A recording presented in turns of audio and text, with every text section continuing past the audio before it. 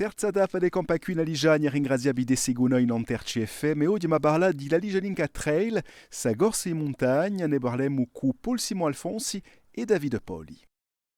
RCFM e Campa Qui. Allora, la Soju è nato in 2015, dunque una onda di giorni o cantone che è un via di decisione di diverse Soju per organizzare eventi sportivi e culturali.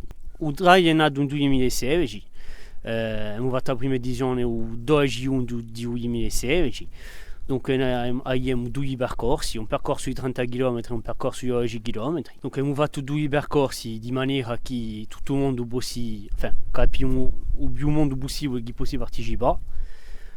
Allora, il grande percorso di 30 km per 2300 metri a Tipera, che parte da Argumento a Ligiani, face tutto il giro di Azera, passa la Punta di Galane, a Occa a Carote e dopo Monte Trepieve e Sant'Alesio, riorta Argumento a Ligiani.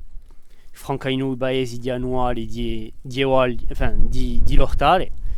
Dopo abbiamo 10 km che parte da Argumento, Francaino a Ligiani, sino alla Cappella Sant'Alesio e dopo arriva a Bellortale, sino a Argumento.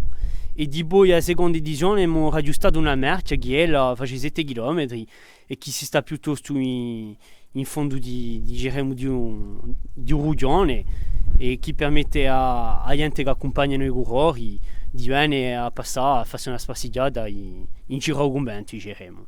Nella corsa i partecipanti vengono un po' da tutta la Corsica, come ben inteso, e di noi anche partecipanti da un continente francese, anche stranieri. Naturalmente è una vista, un cantone perché di un avvenimento non si passa che una volta all'anno e di assai preparazione, parecchi giorni innanzi, parecchi giorni dopo e un giorno di corsa c'è tutto il cantone che viene a trovare a discutere di suo budgetto che è nato.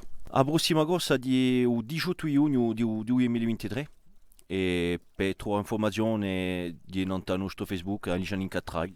E domani ci renderemo in Eguale da Ligiani per droit un peguraggio, cabraggio, badino porcaggio, François Filippi che ci aspetterà nanta esplodazione. A domani. RCFM e Campa Qui.